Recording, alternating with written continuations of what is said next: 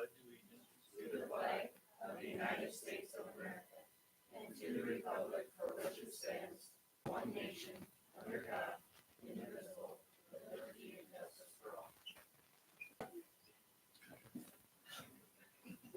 I reviewed the agenda and proceed as presented. Public comment from the January meeting. No public comment was submitted. We'll move into recognitions and reports. We'll start with student class report, 9th and 10th grade.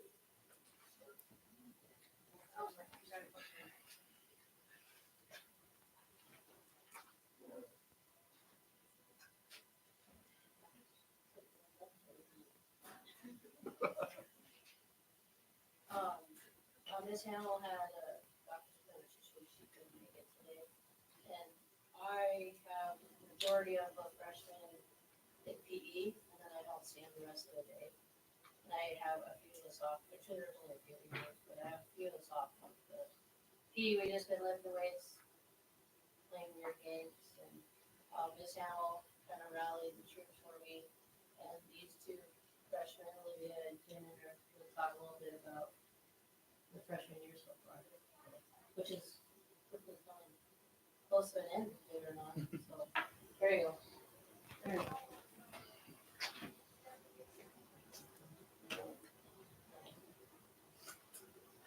So this freshman year, I had a lot to take in. We did new sciences, earth science, as some of us know that it's a new science and we're still learning about it. So we took a lot of notes, but we got to do some experiences. I'm going to share my experience in earth science right now. So most of the year, we have been working on Earth's tectonic plates and how they're moving. We learned about divergent boundaries of plates where they're separating, and convergent where they're coming together, and transform boundaries when they're sliding past each other. And we learned about how different rocks can just break different ways, brittle deformation, when they just snap, or how they kind of melt and deform. And we also learned, right now we're learning about oceans, tides, all those things. So we got to do a lot of labs and projects. I'm sure Olivia will show you we made a big poster outside. It shows kind of the geography of an ocean. So there's like trenches, there's just the like slabs of crust and oceanic crust that come together. It's really cool. We also did clay models of different volcanoes, and that's pretty fun. And there's not much else that went on in science, but in math, we've been learning about algebra 1 this year, slope, a lot of stuff with the variable x.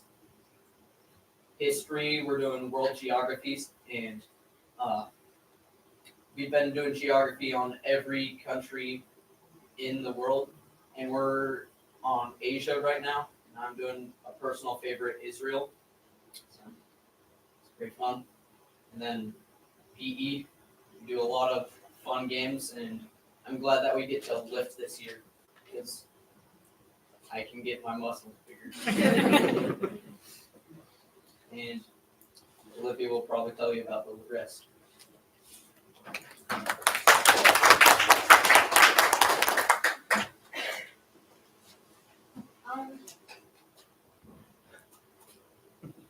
Like Jaden said, we've been learning a lot in science, math, and history, and in PE. We've learned a lot of new games, which have developed a lot of skills.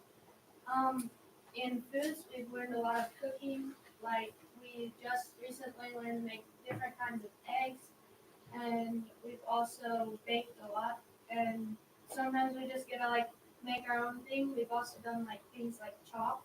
We've put together our own food recipes. We've put potatoes and a bunch of other things. We've made hashes. It's pretty fun. Just we have to experiment with those different foods and see what everything tastes like.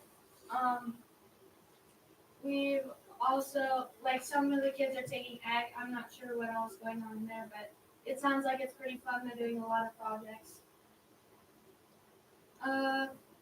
Yeah, in science, we've learned a lot about tectonic plates and just like the Ring of Fire and stuff. And just recently, we've been learning about the oceans, and it's like there's different slopes, and we actually learned a lot about like just the inside of the earth too, like all the like mantle and core and stuff. So we've made a lot of different projects, just like being able to do hands-on stuff too, just to help us learn more. In PE, we've done a lot of lifting, and it just helps to like develop our muscles more. And then we do that on Mondays and Wednesdays, and then on Tuesdays and Thursdays we play games which help with like coordination and fun stuff. So we've been being pretty productive this year. Talk a little bit about English. Oh, in English, we've read a lot of stories, and then we do like worksheets on them just to like be able to get better into the stories. And like, well, we've learned a lot about the different parts of speech and sentences, just being able to identify the different parts. And like the other day we did the horned toad story, and it just like helped us be able to relate to it, and it had some like lessons in it and stuff.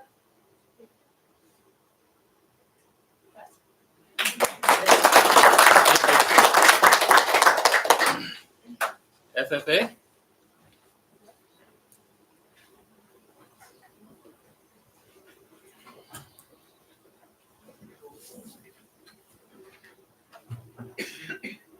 So first, I would like to tell you guys that we have a lot of teams going to state conventions. That's livestock judging. We have the livestock judging team, horse judging team, vet science, meat evaluation, farm to grow, ag communications, poultry evaluation, and that's including 17 of our 23 ag members. They'll be going to state convention on April 1st to the 5th. And so we've been practicing since we've made these teams to state, and we're having practices mostly during homeroom and some after school, and we plan to keep these scheduled for the upcoming state convention. Also, while we're at state convention, I will be running for a state FFA office, Oh, I didn't know that. which will be a lot of interviews, and the top 35 dedicated members in the state will be competing for that also. So it'll be very intense interviews, and so that'll be a good time to learn more about how to interview while also competing for that state officer position. We recently went to a leadership conference in Helena, which is like a pretty big one-on-one time with the state officers to prepare the kids running for state office for those interviews and that process. So with going to state, it used to be that if you competed at districts, you could take a team to state, and because our state FFA has grown quite a bit, we are now limited. You have to be in the top 50% of your district before you can compete at state, except for in Harley Pro, which you have to be the top 2.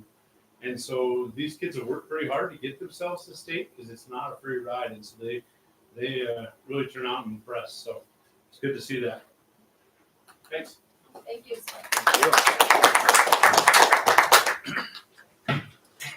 Going to trustee reports, February 18th, IBB presentations with the Teachers Association and special board meeting to approve election resolutions.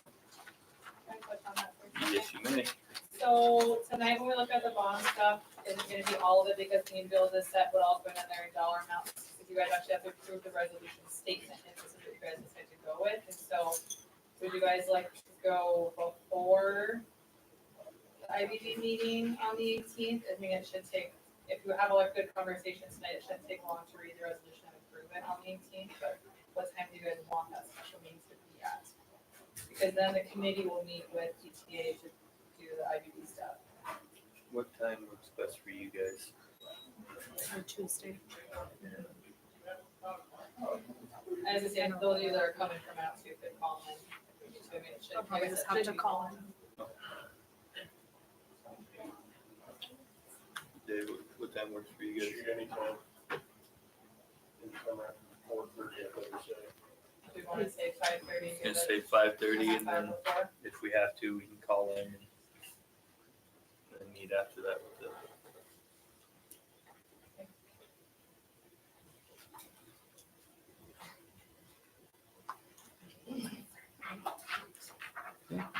Week, February 24th is IBB with the ETA and Dave Lucky. So that's got nailed down for all day February 27th and the morning of February 28th. And if you weren't here before, I was letting the board, Mr. Lucky can't travel on Saturdays anymore, so that is why the times have shifted. Because of what he's constrained to. 8 in the morning. 8 So a.m. 8 a.m. on the 27th.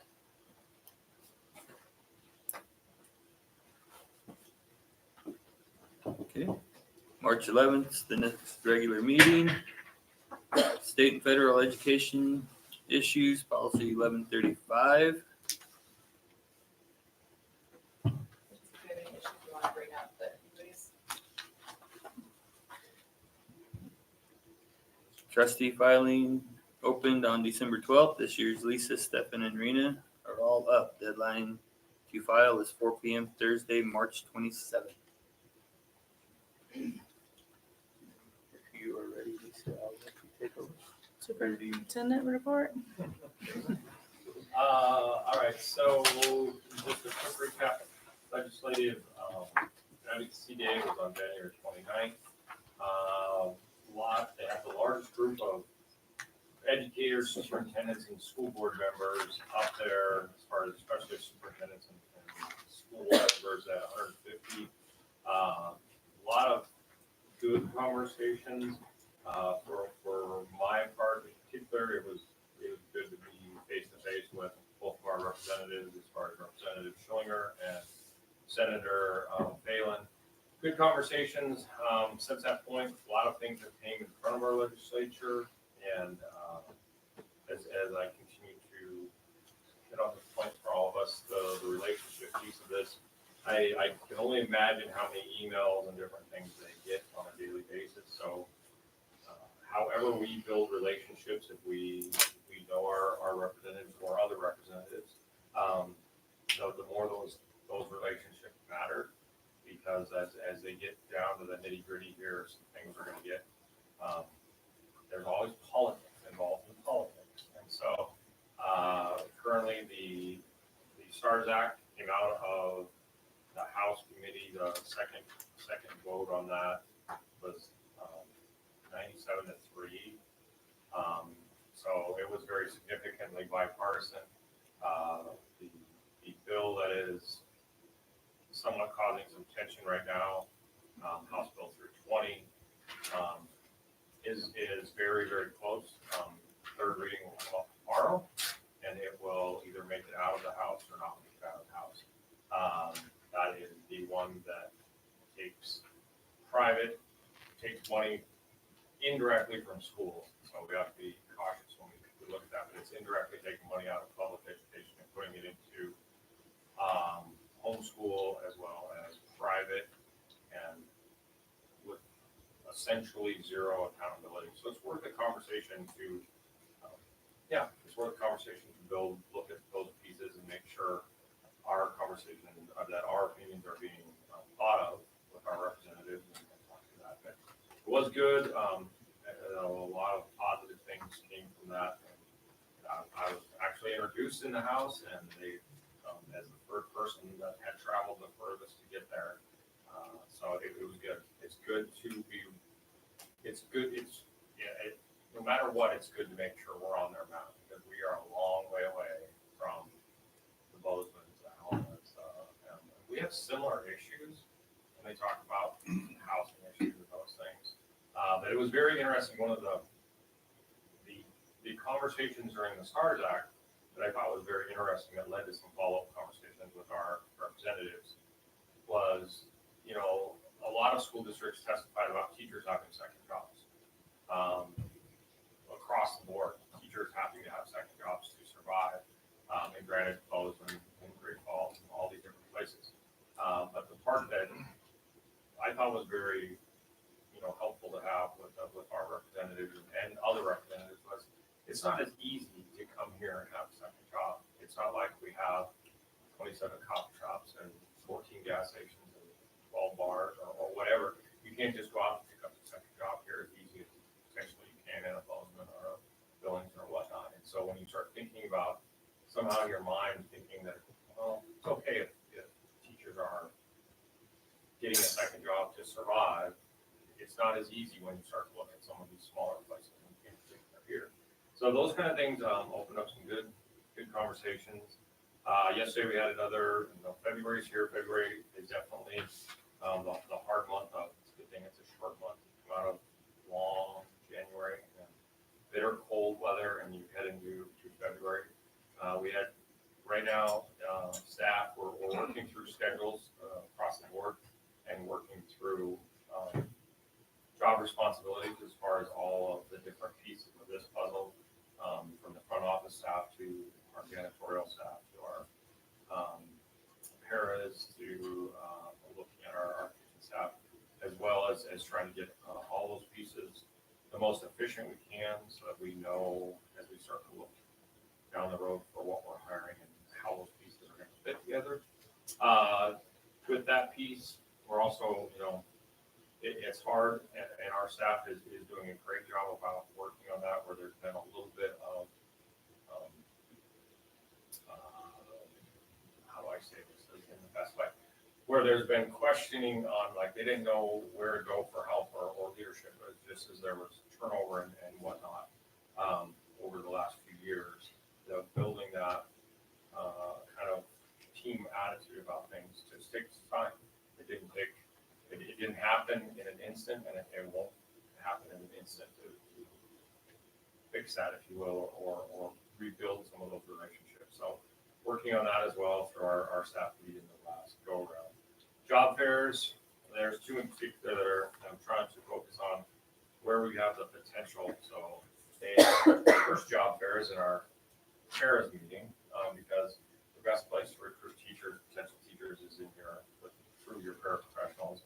The second thing is Dickinson will have, they do not actually have a teacher's fair, but through some, I don't know, finagling, I guess you will, I will be meeting with their class, their student teaching class on the 25th, and then actually working with some of their junior teachers to just kind of get in their ear and see where they are, because I feel like we have a better chance to recruit there. The day before that, that's a Wednesday. The Tuesday before that, Spearfish has their teaching fair. And so trying to get recruit what we need as far as promote what we have, and we have a lot to offer, and I think it's a matter of putting it out there what we do have to offer, and as far as that goes. Groundkeeping plan, Arnold and I have started that conversation.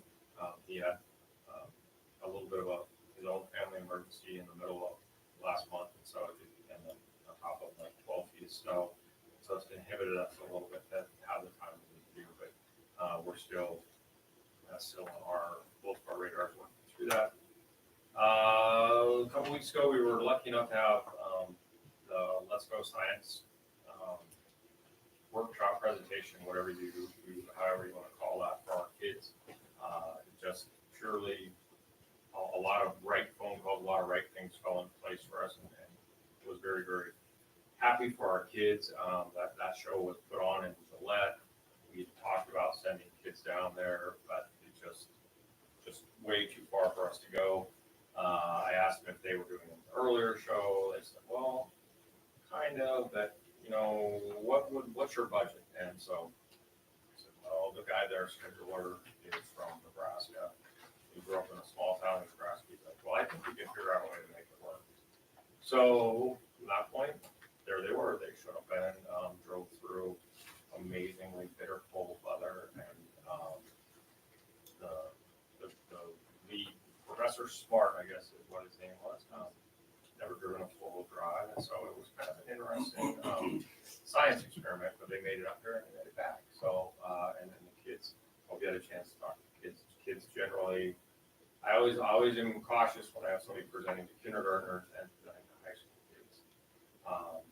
Both groups, as well as Amy, were very well entertained by. I mean, he did a lot of different things, and he definitely got kids thinking about different aspects, which hopefully, part of the reason you do those things is our kids walk through the door and we don't ever know what they're, some kids might have been to this museum, some kids might have been to something else.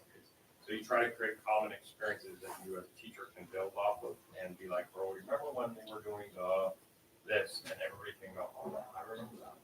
Because then you have an anchor point. So those kind of things, we can bring the field trip, I guess, in that sense to us, always is always good. And so it's also opened a door for us. They reach back out and we have a lot of different types of things that go through North Dakota that then they travel through the western side of South Dakota or the eastern side of Montana, getting to Wyoming. And so it's on their path. And so I was like, please keep us in the loop, because if you can just stop on in here and we don't have to pay mileage, we don't have to pay any of that. It's just a great opportunity for our kids. The nice part about that was our homeschool, we had a lot of homeschool kids there, which I was really, really excited to see. The more opportunities we have to have them in the school and working with us, the more opportunities. It just creates good relationships. Our country schools were all on board to be there. But the weather turned that tide a little bit, and they did not get all confirmed. And then they were a little bit cautious with the cold and the snow, and so they did not make it. But they're going to all make it for the next one. I have faith in that. Upcoming events, there's a lot. So we all talked about the board, talked about the student-teacher meetings.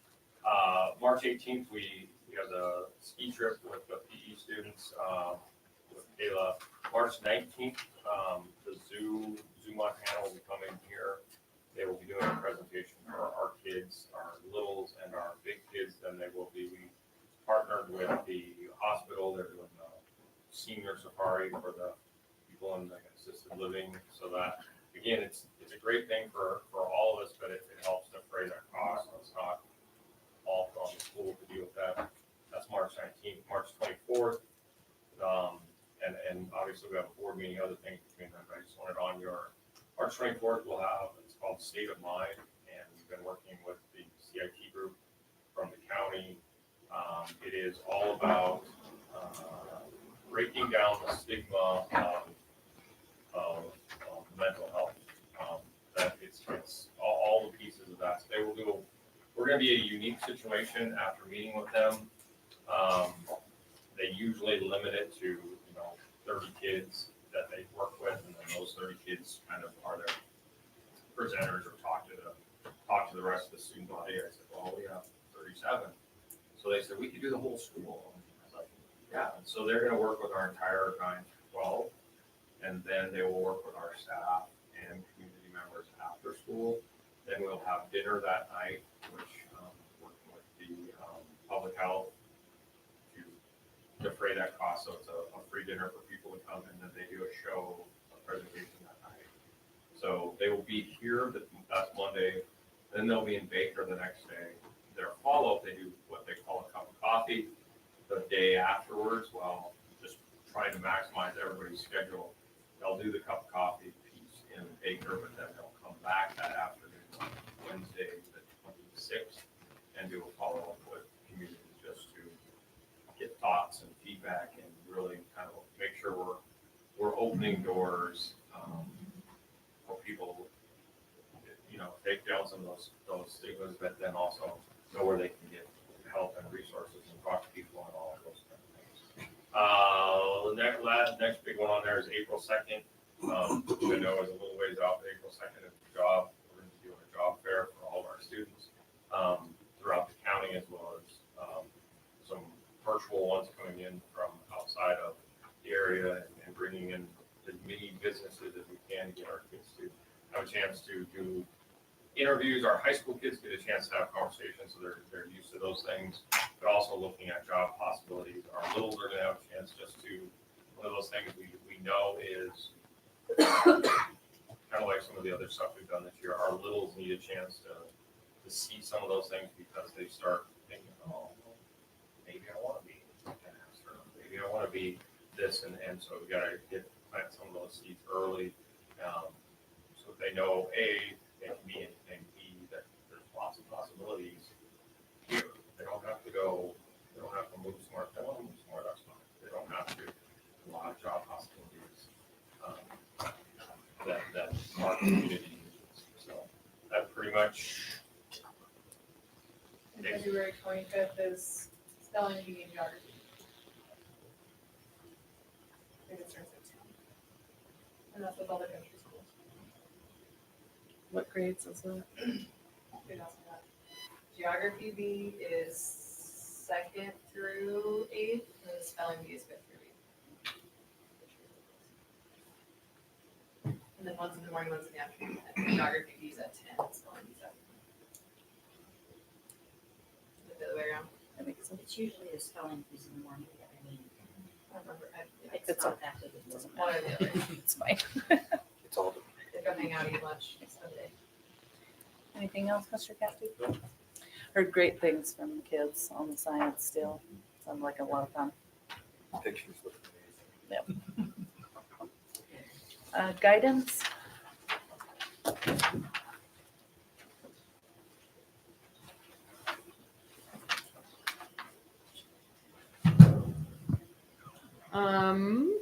We have been studying honesty and fairness and being an honest, good friend these last few months in guidance.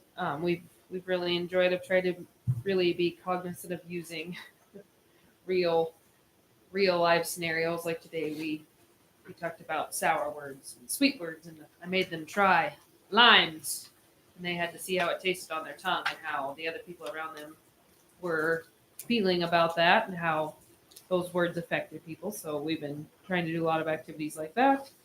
Math night, we are hosting a math night on Thursday at 5:30. We have dinner, dessert, we have lots of games, and there's prizes. So we would like everybody to kind of be promoting that. Mass testing, we're through our second window now. And so we will have one more window and then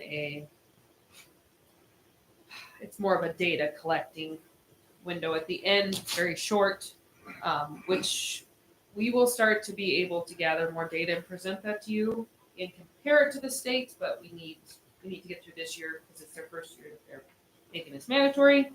Job fair April 2nd. Mr. Cappy kind of already talked about that. I'm going to really try to get as many people in here as we can. I want to make it kind of as a scavenger hunt. And so it gets the kids, they have to go around and they have to talk to other people. So that's more for the littles. I also want to make this every quarter, my school to work kids have to write a paper, or I want to make them present their job through this. So I'm kind of trying to integrate them in between the two. So other than that, unless you guys have any questions, that's all for guidance. Okay, I would like to add one thing. So if you're not on social media, then you might have missed this, but last week was guidance counselor weekend, so we put a little blurb out there, a little shout out for Ms. Spencer. And if you didn't get a chance to read some of those comments that were posted on Facebook, it speaks to a lot about what Ms. Spencer brings to our school and all that she does. And can't say enough about that. So thank you. Thank you.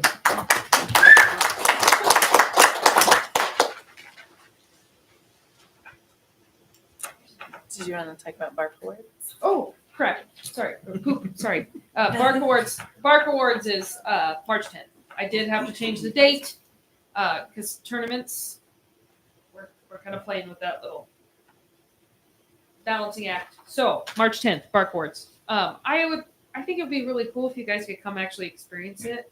It's really it's really great to see some of the kids that don't expect to win an award, and it's really cute. So March 10th, it's in the morning. We serve breakfast. We do the awards. We really truly enjoy it. So have the time to come if you can. I think the kids really like it. But Mrs. Walker does an amazing job of announcing the winners.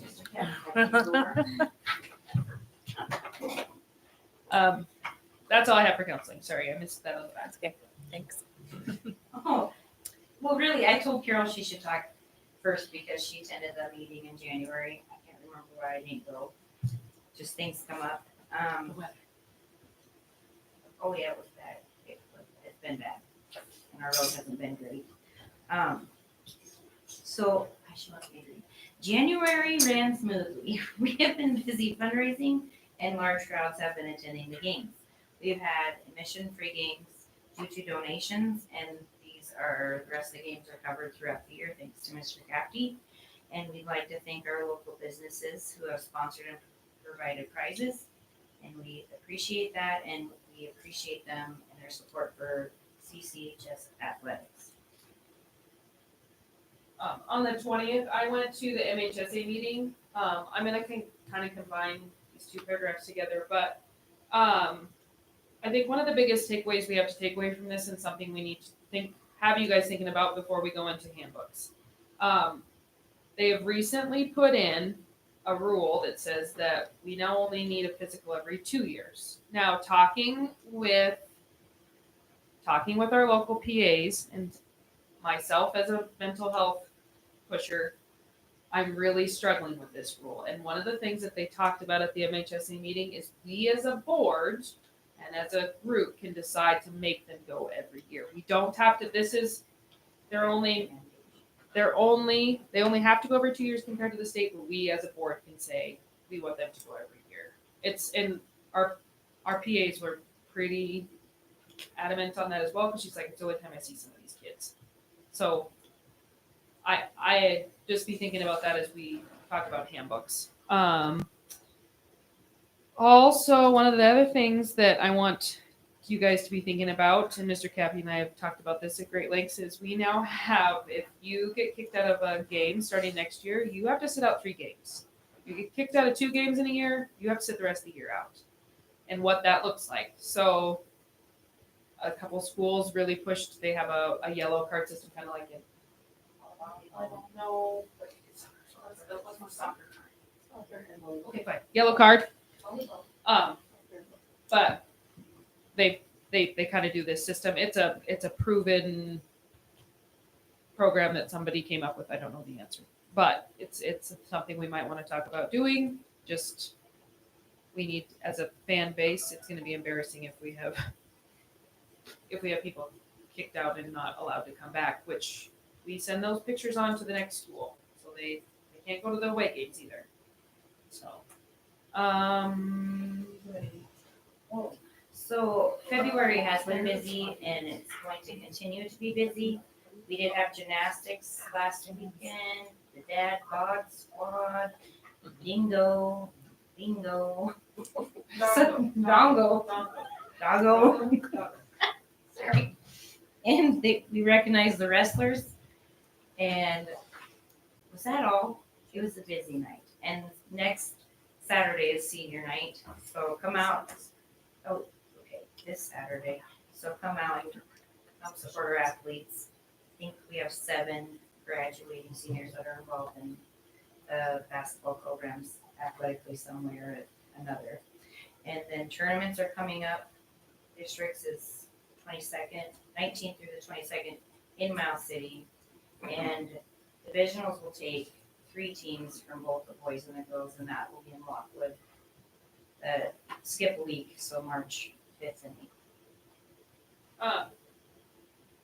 Those are also in your packet. We will get out official ones. We won't have them till Monday.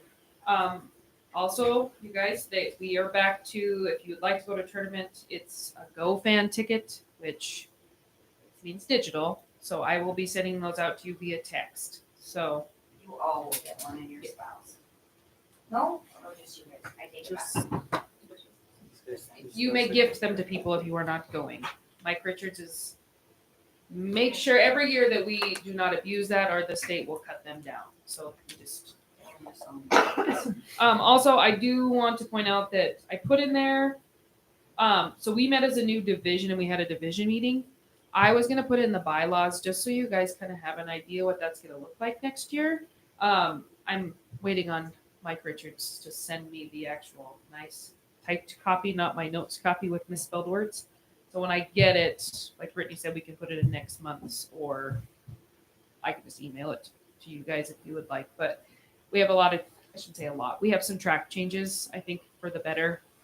We're gonna be able to take a lot more kids to state track, which I think it's nice.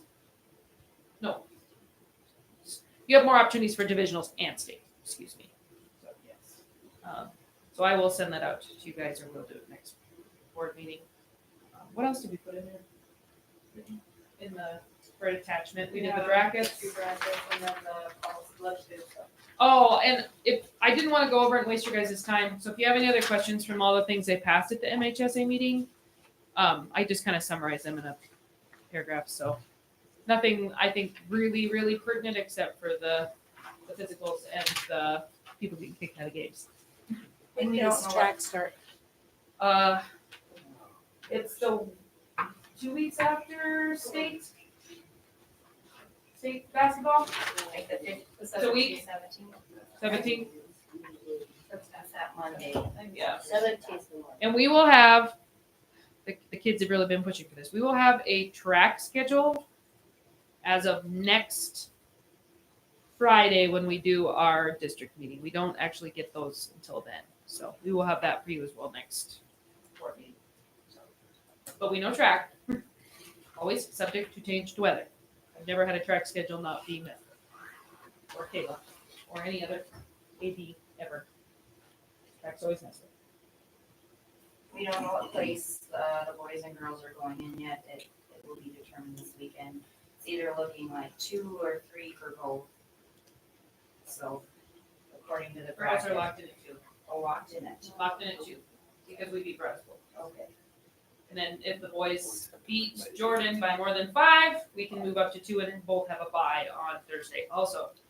I believe Ms. Olson and Mr. Kepke and Jeremy have spoke with everybody. I think we're gonna shoot for, because of lots of different moving pieces, we're gonna shoot for a Tuesday pep rally.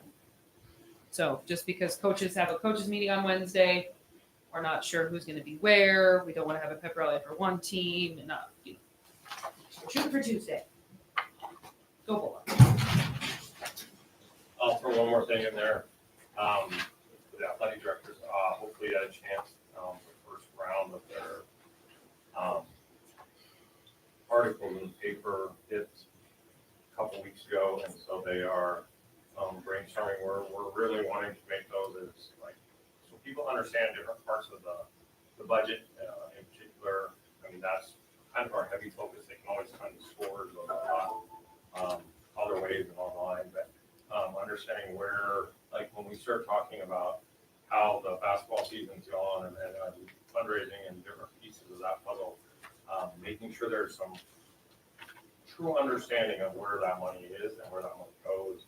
I wish that they were planning a trip for all of us to go to Jamaica or something, but they're not, because when we start looking at our hotel reservations for just divisionals are almost $4,000. So, I mean, when you throw food, almost 5,000. So when we end the basketball season and and a lot of pieces have gone really well, community's been super supportive. Just a lot of good things, but we potentially could end the season with $15,000 to the good, but then by literally before the start of track, be in the negative. And so, making sure our community understands all those pieces so that they understand where their money's going, but also why some decisions were made and those pieces. But their first article in the paper, and they're amazingly looking forward to that, being those every month, as well as Brittany's piece was in there as well, so. Well, and we have to remember too that track happens to be, unfortunately the most expensive because we don't have any revenue coming in. And we have the most kids usually go to state in track, and those hotel rooms are expensive. And you go for, it's a long period of time. I mean, so that's another piece we have to put into that puzzle as well. Thank you. You want me to go to maintenance?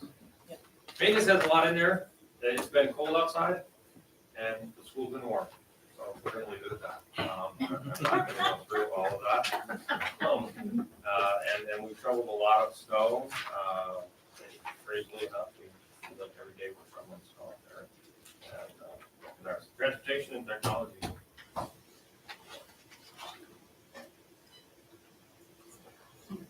Transportation wise, people have been getting where they need to go, so it's been working. Hopefully it's been making things fun, but we'll get through that. Technology wise, cybersecurity is still important. Yeah, I was hopefully successfully doing the microsoldering. I was unsuccessful, working on it. Should show you a picture, but you're trying to solder things that are about a millimeter or so. It's a little lot. And then Mr. Cafty went to the opioid warehouse on his way through Helena, and it was Christmas for him, I think. I gave him a wish list, and then we added to it a little bit. His biggest prize was a older projector that had come from Carroll College, and it's the projector that I've used at gyms for the last several years is a 1,000 lumen about. This one's a 7,000 lumen, so quite a bit brighter, and you'll probably see it in the near future, depending on what Mr. Cappy has in mind.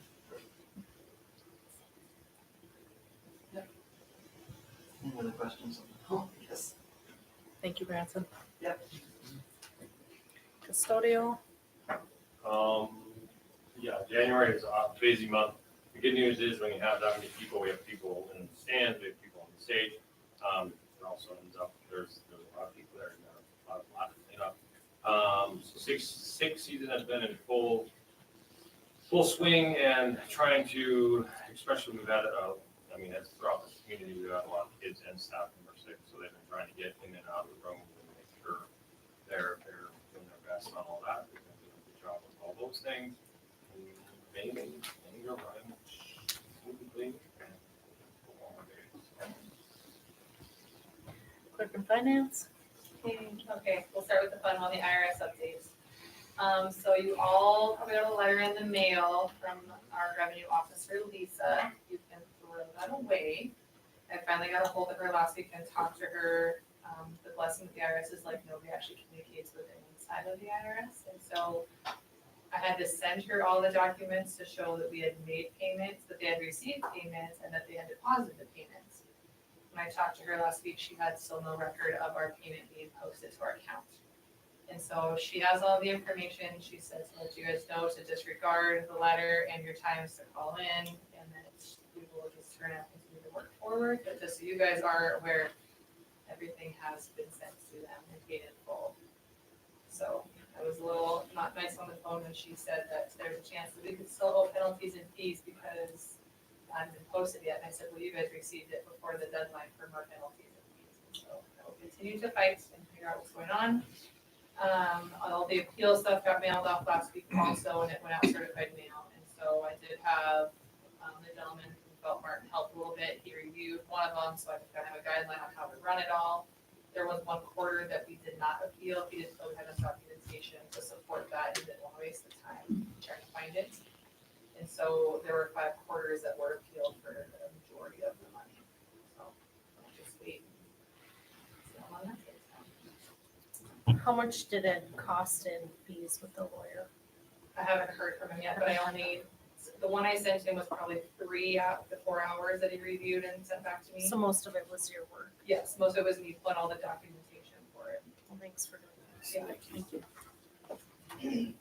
Spring counts, we did our spring count last Monday, the numbers are in, and so they gave you a spreadsheet at the end that kind of shows you where you could be for next year. Preliminary budgets don't come out till March first, but as a general, just looking at the big chunk of where our money comes from, if nothing happens with legislation, our high school stays almost the same for the dollar, and elementary may go down just slightly because our enrollment look back is down just slightly, like a kid or two. But that's without all the legislation that's going on with, if they're gonna pass the inflation bills and STARS Act and all that, and just preliminarily, it could be about where we are this year. And then, I have a region meeting in Miles City on the 13th, so we'll be updated with all of that. Thank you, Brittany. Yep. Daycare? I don't see. So the daycare had lots of sickness this month. We were low numbers the first few weeks in January. Our daycare will now be communicating everything using the Remind app, so I got all the parents set up to use that. We're having little issues, but we're working through them. And I did remind all parents and employees, all information must be communicated through me first, because we're having a couple issues with that. And we're adjusting to have 2 new babies, but they're the best, and our kiddos are truly awesome. I love them all. And they are great help, all of them. Thanks. So Mr. Capty, do staff need to be using the Remind app too then? For what? Communicating with parents and stuff, just like generals, like the teachers and. Yes and no. I mean, the answer is yes, they should be because it protects them.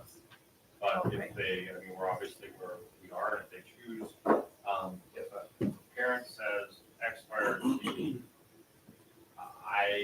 at the point they are turning over text messages, there's a gray area, and I would always rather have them using that, but people, because they weren't using that preliminary, and everybody's friends with somebody else.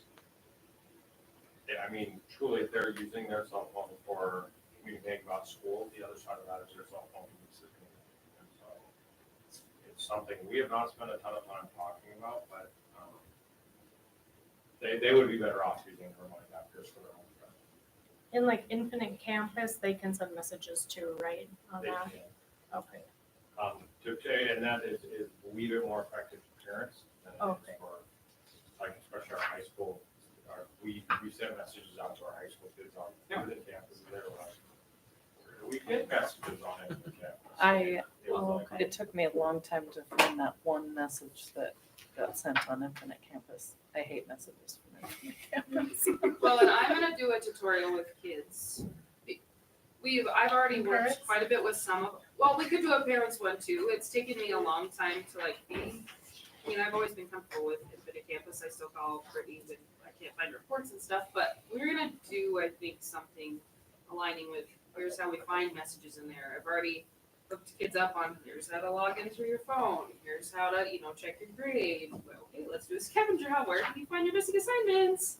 So I want to include something like that in counseling, just because I think some of our kids aren't fully aware. Like Mr. Capty was sending a message. The kids are like, I don't want to check my messages in the campus.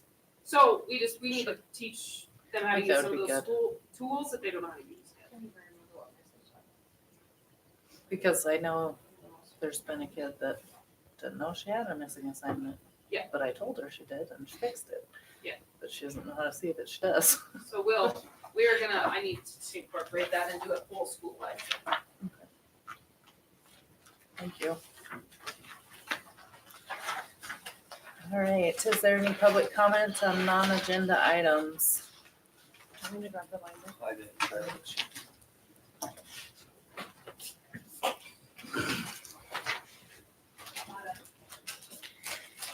Any public comment? Public comment?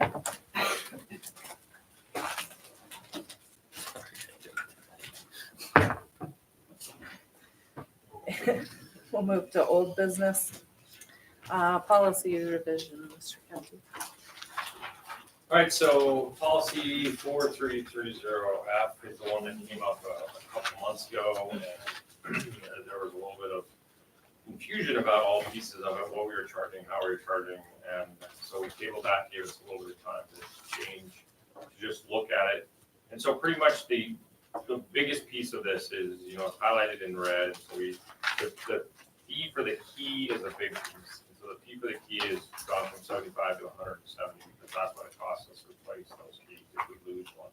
And so that's the only piece with that. But the other part of that is we put in the caveat and we worded that so that we have the spot if one of the clubs is using it for the holidays or whatever, but the district reserves the right to waive the fees at the discretion of the superintendent and or the board. So there's a check and balance there. If for some reason I would think that it wouldn't be a great, you know, whether for whatever reason it's a profit business or whatnot, that they just have to pay the fees. They could also bring that to the board. The board would have to be able to say, you know what, we probably need to waive that fee on that if we needed to, but it puts us in a spot where we have a way to officially either waive those fees or not waive those fees instead of kind of a randomness to it. So that's essentially the only, the back piece about that, event insurance can be purchased to the district carrier with a minimum of 2-week notice. So we actually put on those, they had to have their own insurance, but or if somebody did, I mean, I'll use maybe wrestling as an example. If they wanted to do something, their best option, most affordable option, probably is just finance for us. I mean, we're not making any money, but we already have it, and it's $100 or a couple $100 at the most, and then it covers them. We know it's covered. So.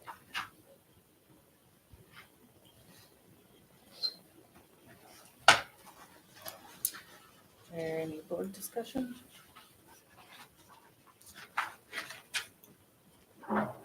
Just like reading the insurance part of it, you read the last sentence, it talks about district written notice at least 10 days before the effective date of the cancellation non-renewal. So you're expecting organizations to keep the school on their insurance?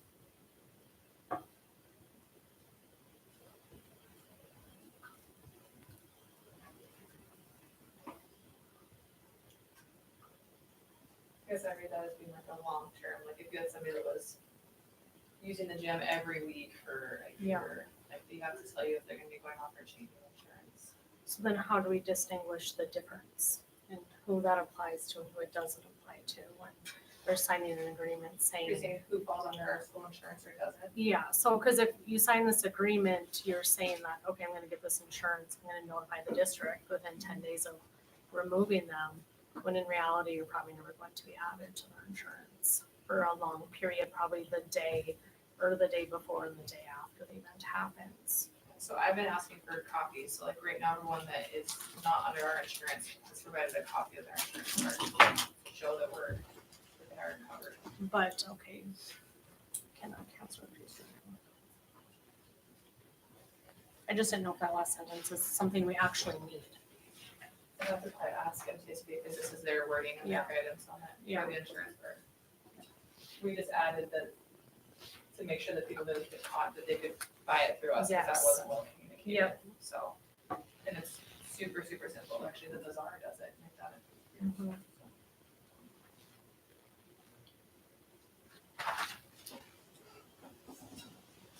it. Any other board discussion? Is that something we want clarification on before taking action on it? I'm glad we have that statement, the event insurance, I think that'll be helpful.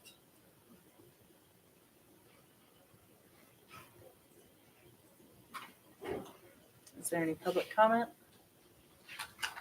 Public comment?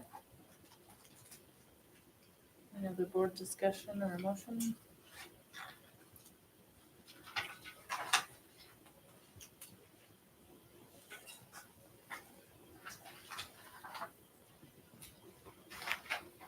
I move we approve it.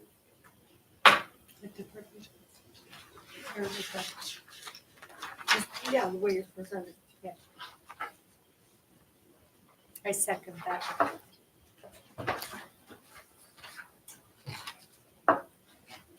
Phoebe's made a motion to approve the facility use agreement as presented. Rena has seconded it. Is there any public comment? Public comment? Any other board comment? Discussion? Phoebe has made a motion to approve the facility use agreement as presented, and Rena has seconded the motion. All those in favor say aye. Aye. All those opposed, same sign. Motion passes. Move to substitute hiring. Someone's coming back to work. Yeah, we have two on there that we came in at 5 that are information on them, so we'll have, yes, for our substitute list.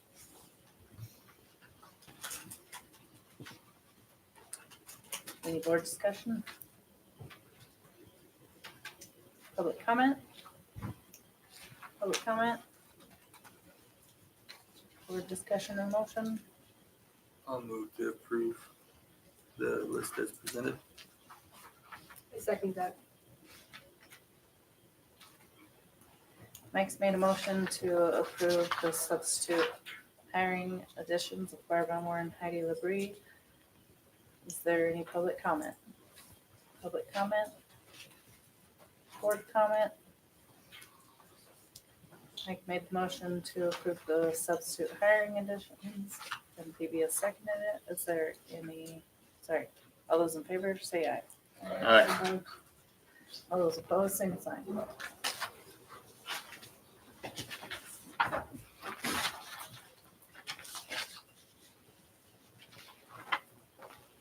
Non-tenure teacher consideration. So just, when we have teachers that are on emergency authorized license, we must officially, repost their job. Same thing we did last year, same thing that we did last year. We have one on that, and we have to post that. They get a letter, notifying them of that, so. We don't have one teacher respond this year, but it's kind of a hoop we have to go.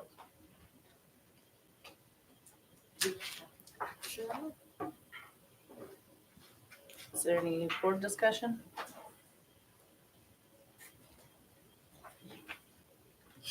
She's aware that this is just like we did last year, right? Correct. Okay. I know last year she had a pretty lengthy conversation with me over it, so I just want to make sure. So we moved to fire? Yes and no, but I mean, if she was We moved to, contracted, but because she's emergency authorized, we have to. open it back so what up. word we use? Just You're in non-renewal. non-renewable. And then in another month, maybe right back where we were, so. How close is she getting? So she is actually going to pick up extra classes this summer because she was only taking 2 a semester, but, she feels like she can do more. So she's gonna take a little bit more in the summer, which is probably was a good path for her, to get her like feet under her this year. And then she's going, how much longer to stretch this out? And so, I think her intent is to be done hopefully by the end of next year.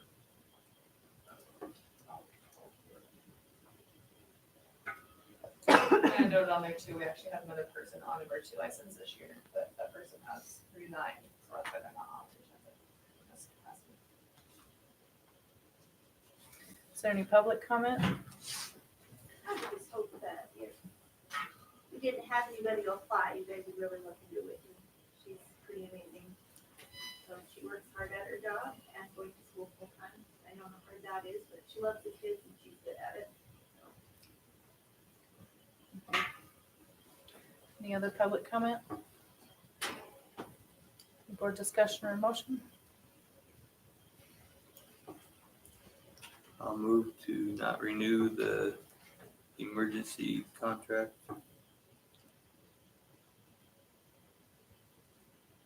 Is there a second? I second it.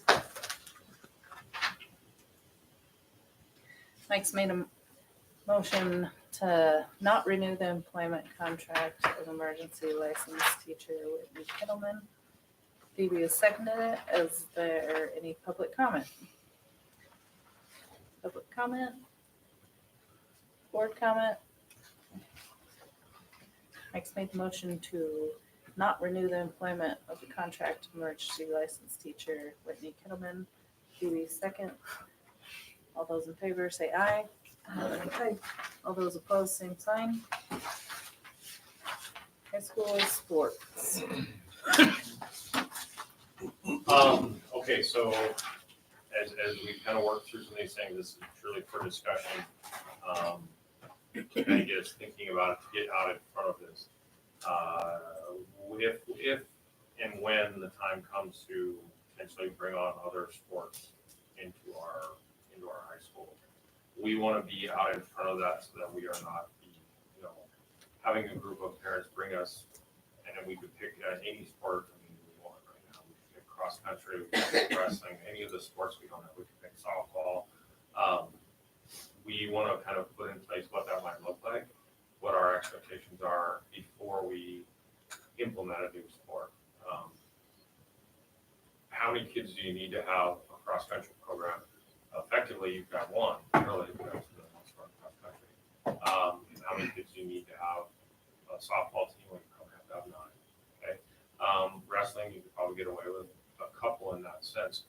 But when we start to look at that, we want to put the framework in place that allows us to say, well, here's where we are, here's the number of years it takes to do that, so we know we have longevity to we're not just bringing this on for one kid. So part of that process will be, okay, we have a number of kids is there an opportunity to co-op to see if there is actual longevity built into that? Like, okay, we've got some kids that, let's use cross country, they want to run, okay? Well, they did it the first year and they realized the travel and running all the time was miserable and they didn't want to do it anymore. Well, now we have on our books, we have a coach that we were already taking on and paying. Same thing goes with wrestling with that. So getting those pieces in place, what our years of co-op would look like, then potentially at what point after whatever that may be, that's what we'll bring back to you. Looking at like after 4 years or after 5 years of continual numbers in this program, co-oping, then we look at adding that to our group. I can't stress, I don't want to be sitting here at a board meeting and have a group of parents coming to us about starting a new program and us not have thought through what we want for that. It keeps the rest of the board from being in a tight spot because at that point it can become very personal. Like, oh, you like wrestling, you don't like wrestling, you like cross country, you don't. And so if we have the process in place, then they know what they have to do. We can help them do that.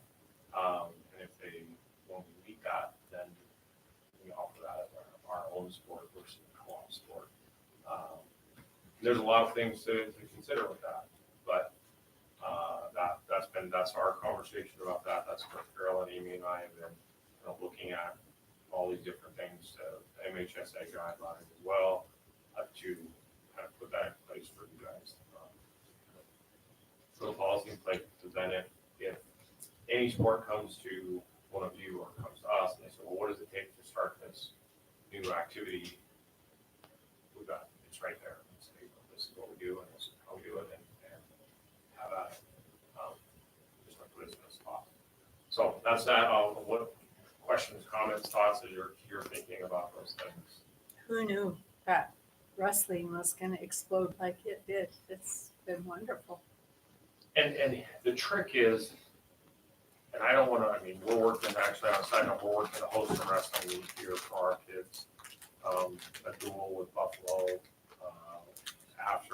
after districts, where we can get them in our gym just because we want our kids to have a chance to wrestle in our gym in front of a crowd, in front of our community.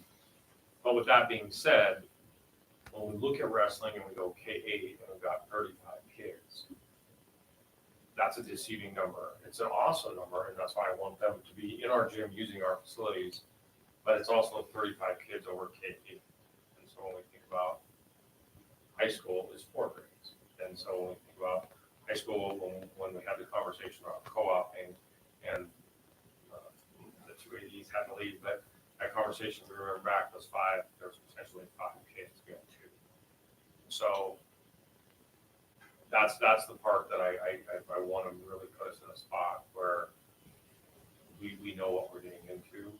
Whether it's, and like, I mean, it could be golf, it could be wrestling. I mean, I don't know what the sport is, but if we have kind of the guidelines on what the co-op looks like, and how we get there, and how we take those steps, it just keeps it from ever becoming a personal battle between whatever sport and the school. Thank you. Is there, football field lights? Okay, so, it's fun when you're having like conversations with people. I was at the chamber meeting, I walked into the chamber meeting and, Mrs. Hamill's husband, Jake, was like, hey, Red Rock will put new poles in your field for free, the Power Line Company, and so how do we can donate the poles, and then there was this big debate at Southeast Electric about all of this stuff. But by the time it was all done and I got out of the chamber meeting, I had joined in that conversation, and I do think we can possibly look at putting new lights on the football field for essentially zero cost or very, very limited cost. So, because they have a grant program, they do something, Red Rock puts them in the ground and you have to have a certain, I'll let you talk about that, you have to have a different truck, different rigs that put these big poles in. Because they would be LED lights, they're more energy efficient, so that also allows Southeast Electric to help with that, different grants or whatever for that process. So the only piece we have to do is get a bid on what it would cost to get those lights put in, just the actual lights fired up.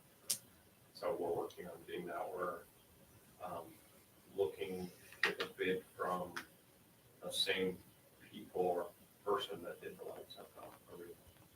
Because for whatever reason, the one out of Baker was not really competitive with that in some issues. So we ended up, that's what we're looking to get that bid out. So that's what I know. I'll defer to. Just, if we're gonna pull these poles out, our trucks aren't big enough. So we have to get Red Rock. They got bigger trucks, they have big poles. We got one come down. What's that? They got one come down. I don't think this truck's big enough either. And run a lights. We're to the last set of lights to go back in, and so now is the time, or we need to go buy more lights. And I was not sure the cost and the availability to get the lights for the sensors. Yeah, I think we had, this last time they did it, I think there was one pole. Do you guys change those out? Yeah, they have to. Now it's kind of the perfect storm.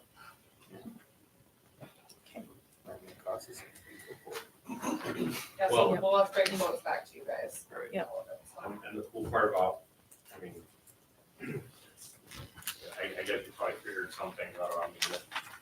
I want to make sure that our crowd and fans have a good time at our events. Put LED lights in, pretty cool thing. Yeah, then you don't have to worry about turning them on and off, you turn them on and off. I wouldn't have to shoot fireworks up there, we don't want to shoot fireworks. Lights on and off. We do a lot of fun things with that, just makes a better environment, easier to manage, so we'll bring that back to you.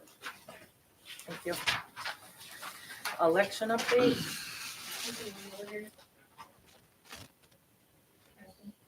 Is he on already? No. So this is the, can we change that computer then? There's a monitor. So, Tyler, can you hear me?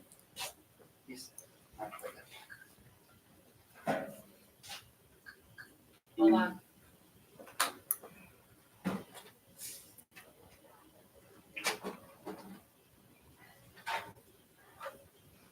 Right now, it should be. people to talk. Tyler, can you hear me? Yeah, can you guys hear? Yeah. I can. Can you hear me? Yep. Perfect.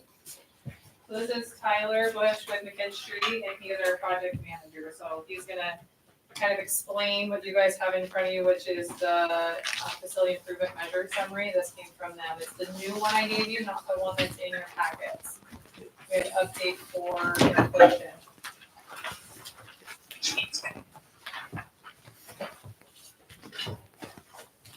Tyler, you have the floor, sir. Okay, great. So again, what you see in front of you is kind of a preliminary estimate with those scope items broken out. I've tried to associate a level of importance using like a red, yellow, green approach with regards to, code compliance, deferred maintenance, et cetera. So the projects that have kind of been identified, as well as some, nice to haves, are listed there. Went back and looking at it in a sense that if you were going to go out for a bond, those items would be complete in the summer of the 2026. So those dollars have been forecasted to account for that inflationary or extended period of time before it's out for quotes. I feel pretty good about most of them. There are, again, these are our initial review of them. There are some items with regards to the mechanical that I'd like to finalize, but as of right now, that's what I have in front of you. It is an Excel document. I know you probably have the printed version, but those little X's on the left allow you to kind of choose if you wanted to modify certain items of scope or not go out for a bond for that particular item, then you could remove that from the total. But all of the items listed there are kind of broken out with a little bit of a narrative with the total cost that this would be to the school district. That cost is inclusive of all of the design, permitting, insurance, and construction costs. So that's the full cost that would be to the district. Tyler, can you touch on, I know you and I talked about it, and we never got to follow up on the added ventilation, that third. Did we ever figure out if that was required by code, or is that just a benefit? The code says that you have to have operable windows, but then those windows also have to be sized accordingly to allow for the ventilation of that space. So you're kind of have 1 foot, the district has 1 foot in one pot, 1 foot in the other. I think right now, you'd be allowed to continue. So it's not a code issue. It's not, however, good practice. You definitely want to be able to introduce some outside air to refresh that space. From a current standpoint, if I was going to build new, I would not do what you currently have. Thank you for clarifying that. Yep.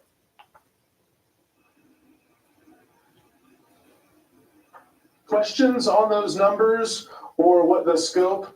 The district asked me to kind of investigate. I was able to find an abatement contractor that was there locally. It was a rumor or it was a believed with regards to asbestos containing material. The asbestos containing material is not in the VCT. It's actually in the mastic that is beneath the VCT. So if the school district was interested in abating that and taking that down to concrete, I think the best way to do that would be to remove the VCT and then through a chemical process, remove that mastic, and then you've got a fresh substrate that you could build back up with whatever floor finishing system that you'd be interested in. Obviously schools, have had success with different things, but I think as I had relayed to some of the staff, I'm a big fan of a sealed concrete type of finish. It's pretty industrial, as much as the use of it gets. But those numbers, again, are built as far as an abatement. There's a floor finish.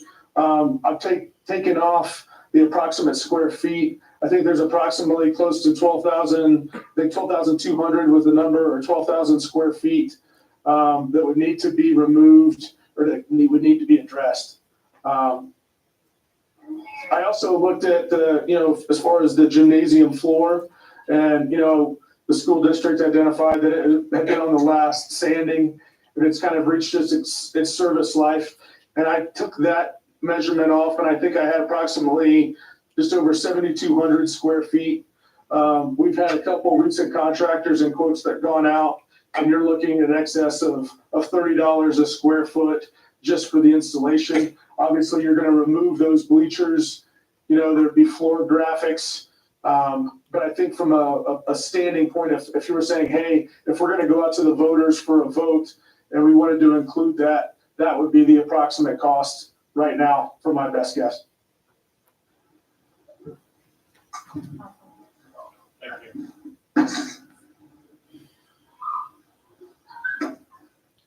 So as far as next steps in the process, what I'd like to do is I'd like another little time period here, and some drafting some language, and working with, you know, DA Davidson and put together the total cost that would go out. I think Brittany's familiar with the total process and when those monies would come in. And you know, there's a review period after a public vote that allows, you know, if there's any challenges to that vote.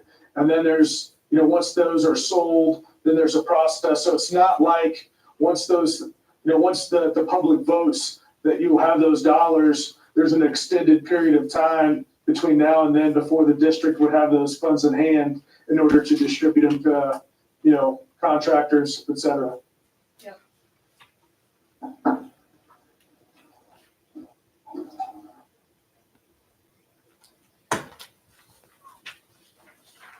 I guess I'm interested in listening to the board's opinion. Are all those projects that are identified in that spreadsheet wants and needs, or is that more than what you're thinking right now?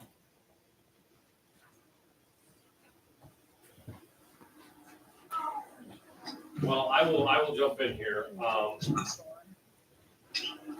It's like, I mean, to start with, I would phrase this as it's like going to we're kids and we're going to our parents and we're asking them for money. And you ask them for money today, tomorrow, the next day, pretty soon your parents say, get out of the house and leave, kind of deal. That's the end of the story. If we can put a bond that over, 15, 20 years is pretty limited on the taxpayers, that addresses all of our concerns, that we don't have to go back to them. I mean, we know there's things on here that today are not, we will be able to, I'll use the gym floor, we'll be able to play basketball the next couple of years. But at that point, we're going to be going back to the taxpayers with another levy or another bond while there's a bond on the books. And then you're taking a chance of, okay, is this a need? I mean, then you put yourself in a spot like you've gone back to them too many times. And so I would say that if we're going to put something out in front of them, we want to make sure that we put it out, that we don't have to go back to them for as long as possible without something truly catastrophic happening. We want to make sure that we are there. We've looked at, Bree has spent some time looking at the tile in particular. So if we're getting rid of that tile, obviously we know what polished concrete looks like. We've got it on the other side in the elementary buildings. As far as maintenance on that, pretty low maintenance. And so when we think about low maintenance, does it look good? I guess that's up to everybody's opinion. But is it very serviceable and does it serve purpose very well? And yes. Bree figured out, give or take a little bit over the course of the summer, which it translates to about 260 hours of maintenance on the flooring in the high school. And if you think about 260 hours worth of flooring, that's essentially we hire a third person during the summer. That in essence would eliminate a third person because we don't have to maintain that floor.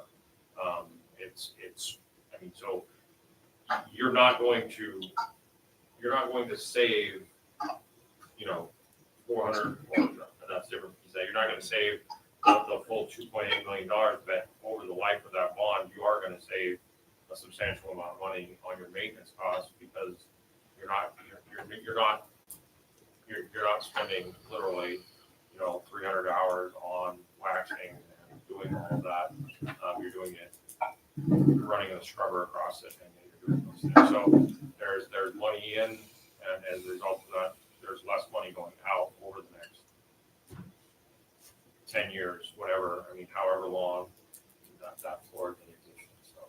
And there are parts of that floor that are cracked, and she's made comments about, and she's on, if you guys want to ask her questions, around some of the toilets and stuff that water's gotten under, so the floor needs to be replaced, so there are trouble areas, and the floor is old.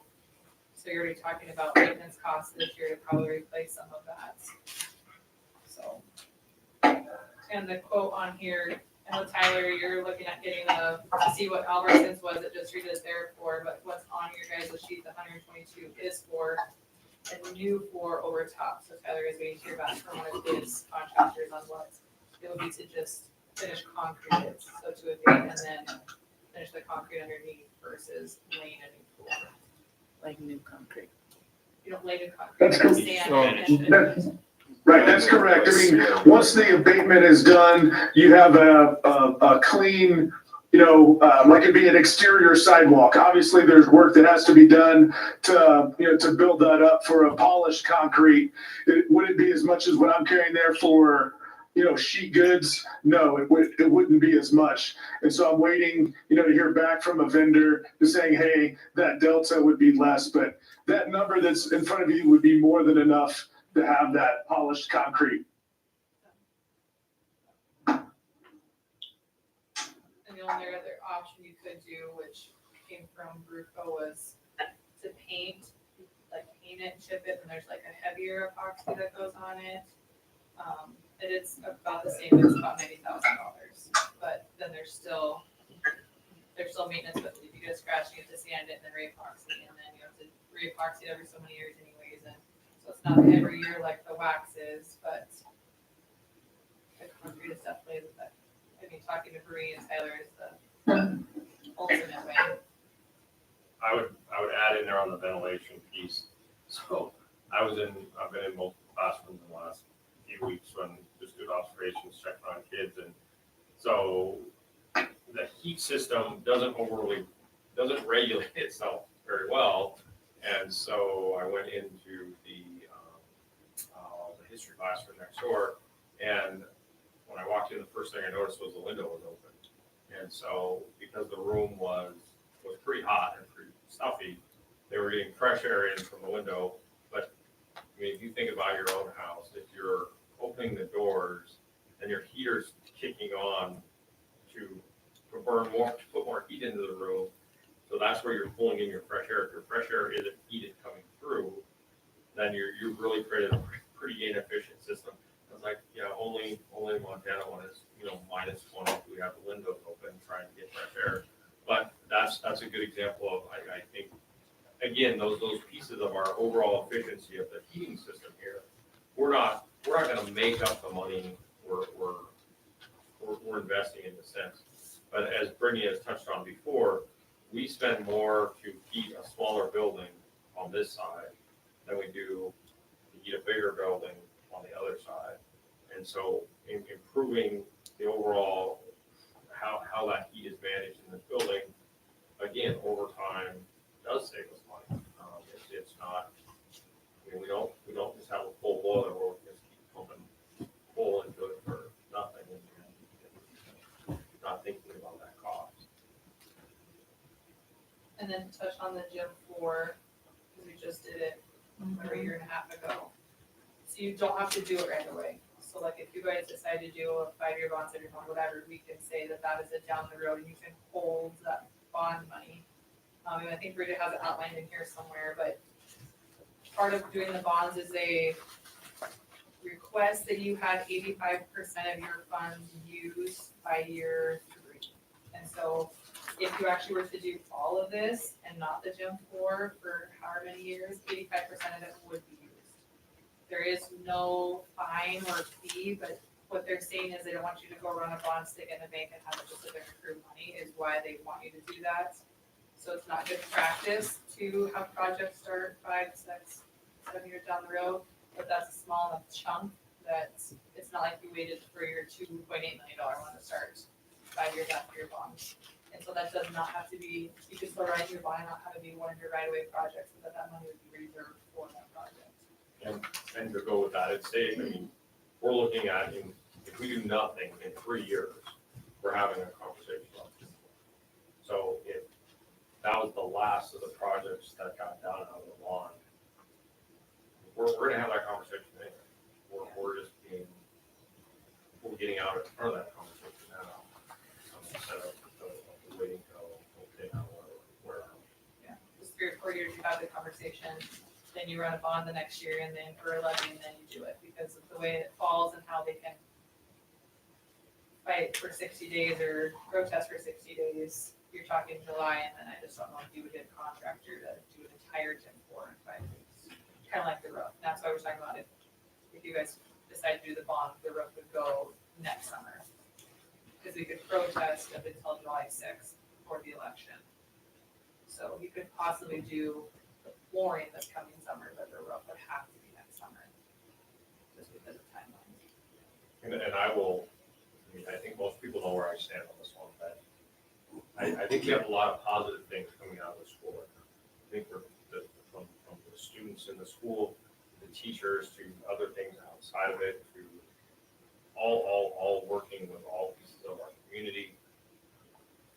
I think if we're going to put something in front of them, we would be much better off putting it in front of them than we've got things on the side, instead of when you've got things set against it. So, that's my take on that, and, this is the other side, but but I don't really want to go back there and ask it for something else. And again, we've talked to this very specific, we've talked to DA Davidson about the bond, because the elephant in the room with the voters have been housing. And so specifically putting language in that bond that exactly what this is used for, and that there is no gray area to use it. There's a piece that we have to put in that bond for maintenance on the roof, maintenance on the heater, maintenance on the pieces of this, but there's specific language in there that we can put in there to assure that if all the board changes over, I change over, Brittany's taking a terrific job, we can't suddenly say that might be used to build over the department company. That's what the line you're stating there is, the related improvements in costs and paying costs associated with the sale and issuance of the bond. Or, designing, constructing, equipment improvements. So that way that if you did write in the one piece for the boiler that somebody might say is not tied to the ventilation project, it's still in there, but we want to put specific wording in for, it's not for housing.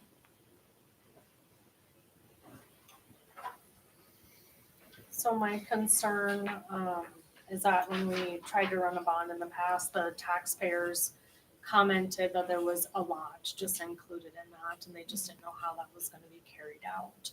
So I would have the same concern with this, and I recognize these are all necessary, but I would say the roof replacement and those added ventilation and such would be the top project. And my fear would be if we bulk this all into one and someone doesn't think we need that gym floor, that they are going to vote no. And then we are out something that we really need. So that, I guess that's my concern, just based off of our past bond, that failed. This is including not just the roof. We're now including a gym floor, and floor finish and some other stuff with that. So, and that could be, resolved by doing outreach, and explaining everything. We did do outreach in the past with the other bond. It wasn't just ran, but It wasn't very well attended. yeah, and we might have to get creative on how the outreach happens. Maybe it's a live event or something like that. But that's my fear, is we really know that roof needs replaced, and that's been a conversation for quite a while. And I don't want to see that fail because somebody doesn't on the gym floor.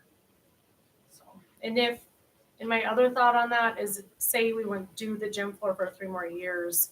I guess if you have to run another bond for it, you have to run another bond for it. I'm kind of 50-50 on that, Kathy. Like, I agree with your statement in your view on it, like going to them once. But things might come up. What if we have to go to them again? We can't guarantee that, hey, this is the only bond we're going to ask you for 5 years. We can't guarantee that because we don't know what could happen or what maintenance, needs to be done. Some of that stuff just comes up, unfortunately. It's not predictable. So I don't want to present it. I guess I'd be hesitant to present like, hey, we're just asking for this for the next, so many years, and then we have something else that we really need. And then we're kind of back to, we said something, did another, and I don't want to do that to our taxpayers. But I do agree that this is all on the list that needs done. My thought is that the roof is the top priority right now.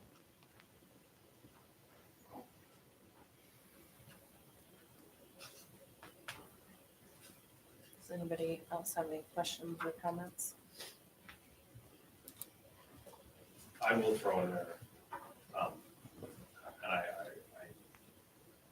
there's lots of pieces of this job that I think I okay at there. I will tell you that wherever we go with this, I do feel like the outreach part is something I will make sure we have the right outreach. That part I do feel like in all pieces. I feel like I will make sure that people, if they vote against it, they're gonna know darn well why they're voting against it. There won't be confusion. Yeah. In the wording in the bond, could there be wording like, say the board chooses to include the gym floor? Can you put in there like the plan, this will not start until this year? So that even though if you're doing outreach, when you're talking about that, sometimes they want that in writing. Like, okay, now I know when I'm checking that, yep, I'm for this. I know exactly when it's, proposed to happen and so on. Instead of us just saying that and doing that sooner. And maybe that won't even matter, to the voters, but just a thought. The more clear Mhm. and straightforward you are, Yeah, I Yep. talked the about like better off. Absolutely. prioritizing, just like kind of like Tyler did. Priority 1, priority 2, priority 3. So Yep. there's- And 5 Yes. years, 2031, this is really. Can you do, how you do those surveys, where you just send it out? Is there a possibility, are we allowed to do that before doing about even though outreach hasn't been done, but you might have an idea, nobody's, guaranteeing that they're gonna vote for something, but would you vote for this for our school, or what, can you number what's most important to you to least important? I would say if you did it, most important, not if you would vote, because Yeah, Glenda- don't do vote. Glenda had Yeah. had a protest on there Yeah. because of how they advertise their bond. Yeah, exactly. So But I be really just- careful on. Because we've already, done things like, okay, if you were to choose a fitness center, what would you rather do? I don't know. I just think it's important to kind of know ahead of time what the voters and taxpayers are thinking. So, I liked how you did, the last one where you told about how much it would cost per household. oh yeah, And then if you compared that to if we just did the roof, this is about how much it would be if we go ahead and get our money ready for the gym floor, it would be this much more. Right. Whatever. I don't know. It seems like when it's all broken down that way, it doesn't seem so bad. when the numbers broken down. So I have a question for Tyler, if I can ask that. Tyler, my name is Samantha. My question is for you. If we waited to replace the gym floor like 3 years in, could this potential estimate obviously maybe increase even more than what you have proposed for inflation? I'm sure there's potential for that, but typically you're gonna let a contract early on, and then you're gonna have the installation period. So when you run the bond, you're gonna have the bond language and the implementation of the projects that are identified in the bond, are gonna be over a course of 2 to 3 years. to allow, you don't want to disrupt the educational environment, so you're kind of restricted to the summer months. And so the highest priority items would be done in the first summer, with those secondary priority items would be in the subsequent summer and thereafter. But when you would enter into a contract as early as you could to lock in, material prices, and then that way that you're only looking at from a labor standpoint. But I guess, to comment on some of the conversation that was going on there, again, these are all the items. And then if we wanted to take this total to DA Davidson and we can say, hey, what would be the different options if you had a different, call it a scenario, but if you did all the red items and all the yellow items, or if you did all the red, if you did the whole thing, here would be the cost, impact to a homeowner with a value of X. And then if it was, pick a different scenario, or don't do the floor, or don't do, the abatement, or don't do, the implication of that dollar amount over that time period equals a different degree. So, I mean, you can, between, right now and seeing those numbers, and then hopefully I think we've got another week where we can coordinate with DA Davidson. They can come back and say, hey, this is the impact for these additional items, if we didn't do the whole project. Sure, I think that would be great. Thank you for that information.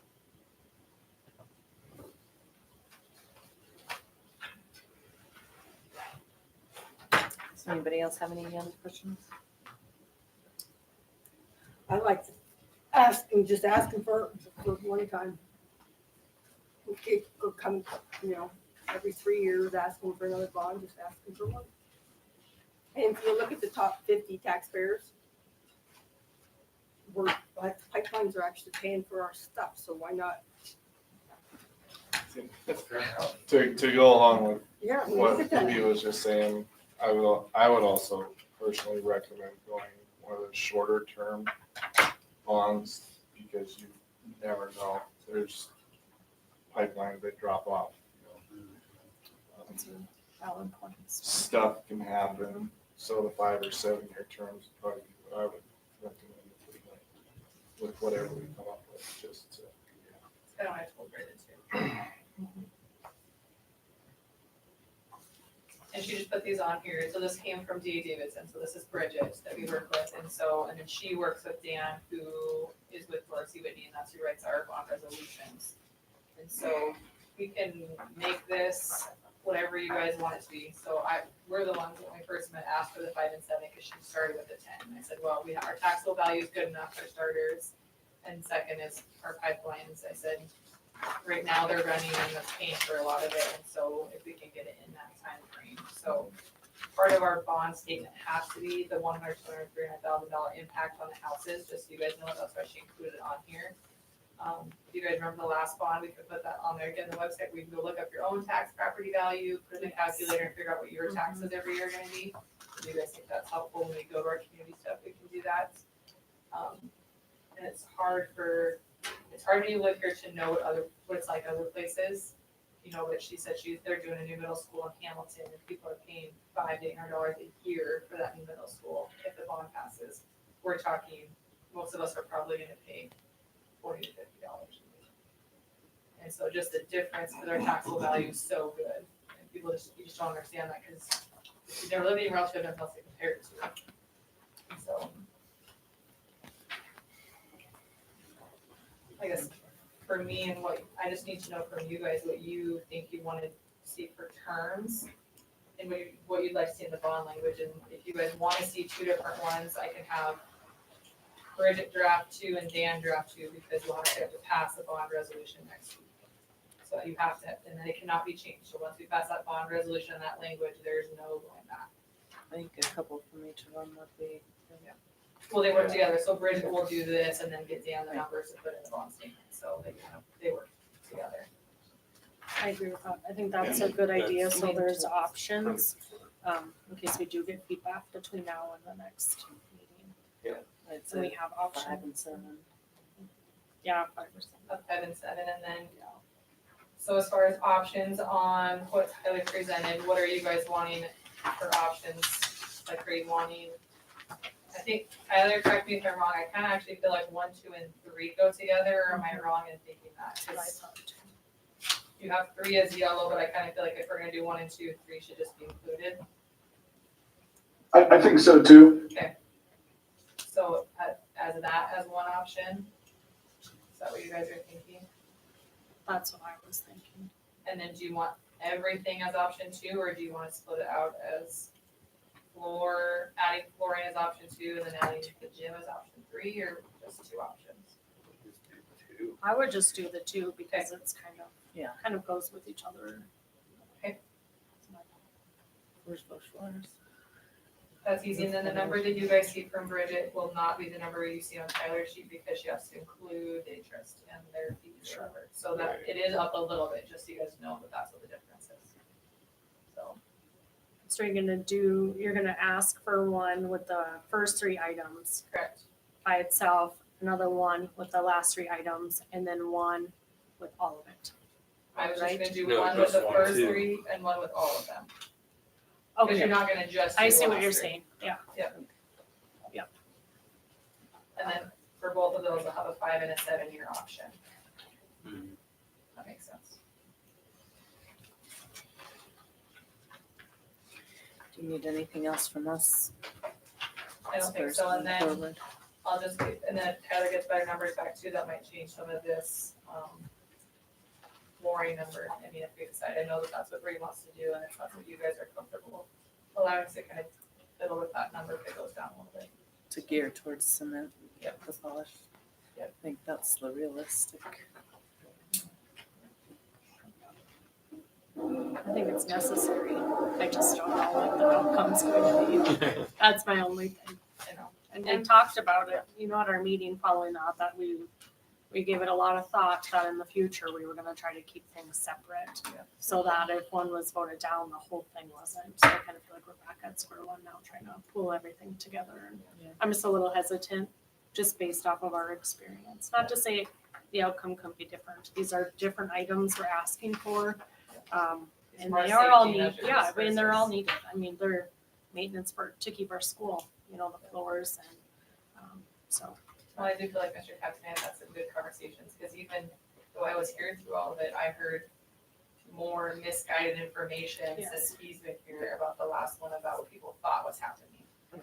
And so I think it's really clued us in on what we need to do and how we need to communicate better for this one, just so that they're educated. Like he said, if you want to vote it down, then you have that right, but we just want to make sure you have all the pieces of the puzzle and all the education behind making your vote. Yep. And so, yeah, we've definitely had some good conversations, those who learn from how that went. Even though I drove. I think you did the best that you could. Yeah. And you posted stuff online. I think you did great with the outreach with the last one. So, We try. We tried. That's what we Sat in do. Hammond with you, me, and Helen. Who else was there? Huck's home. Or Huck's home and Alzada. Who else was there? With the 3 of us. I was there. I mean, yeah. And Rena. But pretty much And the Rodney board. came. the board. We were on the board here. Yeah. She wasn't with us. Yeah, she was, because Helen was off, wasn't she? At that time. No. I just right before. I mean, I guess I'll throw this out there too. I think another thing we learned along the way is through the tax incentive program. Well, we quickly figured out that Mr. Captain was willing to knock on people's windows in the parking lot.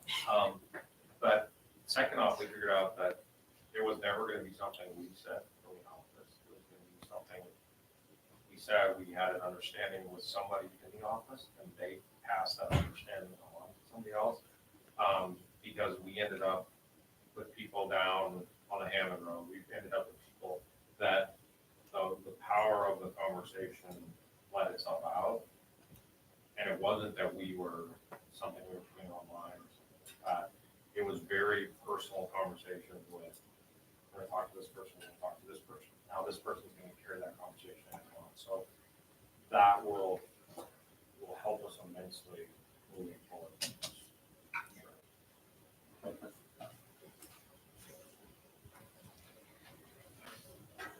He's not joking, he would not tell the window. anyone else have anything with that? Thank you, Tyler, for being here with us. Go to consent agenda. Thanks, Tyler. Thank you, Tyler and Bree. Thank you. Yeah.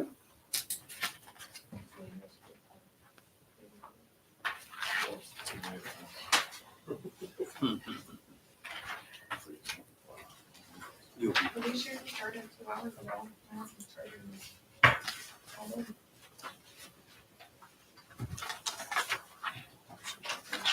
Make a motion on something. So just like most of you told me got the target again. Oh, yeah, consent agenda. So super excited when I was thinking about it with budgets, but we got the targeted support grant, so Mr. Cook had also applied for it last year, that's how we did it. We paid for Ms. Wash to come in and some aid stuff. So we wrote it again this year for aid, and we got part of it funded, and so. Great. Yeah, You'll start seeing some different flux stuff in 15 because of that, so. awesome. Okay.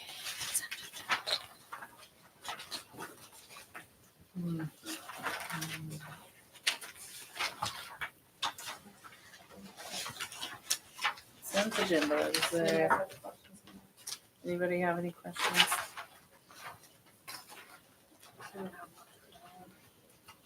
Believe it or not, I don't have I don't questions. either. Shocked.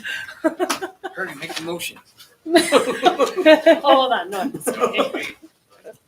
Oh, this is a side note, but Oh. you guys have typically in the past approved the transportation when I go to pay it, you guys don't have to, aren't supposed to, Lisa just has to sign it. Because you guys already actually approved all the contracts. Right. Sure. So there's no reason. So when you don't see that because it's been brought before, that's why. So, Oh, I just have one thing, we have concessions Saturday. yes. Yes. The board. The board, that's why I'll ask. It's your last thing, oh, thank you, I thought Yeah. you said, And sure we again, talked about the it, Board so. has concessions on Saturday, and don't forget, I'm just dying, I'm so excited, the bar has been raised, I just wanna see what the tips are and what the tip will get, from the board.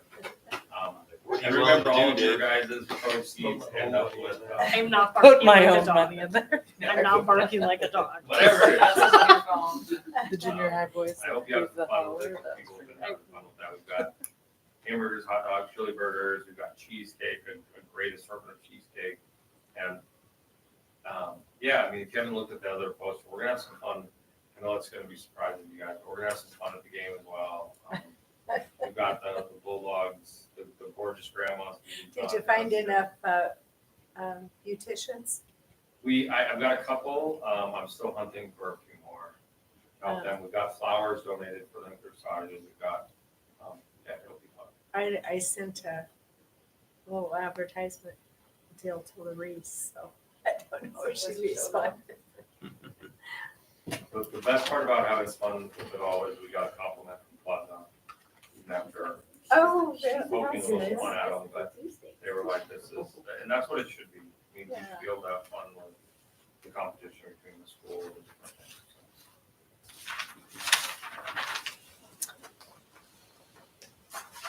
I so move to approve the consent agenda as presented. Weird. Weird. I'll second. Thank you, Mike. You're Sam very has- welcome. has moved to approve the consent agenda as presented. Mike is second. Is there any public comment? Any public comment? Board discussion? Sam moved to approve consent agenda as presented. Mike second. All those in favor, say aye. Aye. All those opposed, same sign. I have one quick question before somebody makes a move to adjourn. With our, on the 18th, we go over all of our IBB stuff. Yeah. I wasn't here for the meeting with the board, and the only thing that I could see was the story part on the professional development. I feel like it's kind of misleading. Whether you change it or not, I don't have a problem with that, but it says early release was dictated by administrator without community or staff input, but there was a meeting, a committee meeting, and they all chose to move forward with how professional development days were. So I don't have the attachment of what the committee said, but I know in the minutes of the June meeting, that's what it said, and I don't know who was on the committee at that point in time as far as board members, but I know there's also teachers and Remote committee, there was a question on my calendar today. That's what we're doing.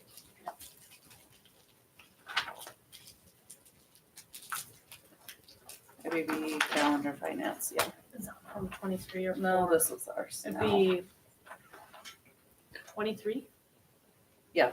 Yeah. July, 20. June of 23 was when that all took place. So, Of course, I will. but I didn't know if to change that story, if we had to have a get together with our committee, or if we can do it that night on the 18th, or. We just updated them after the meeting. I guess we can- Okay. Anyways, that's all I had. So, We're meeting at 5:30 oh, 5:30. to do the election stuff, and then Okay. after that we'll do the 18, IBB. 5:30. That way we get board members for that and then do our IBB stuff.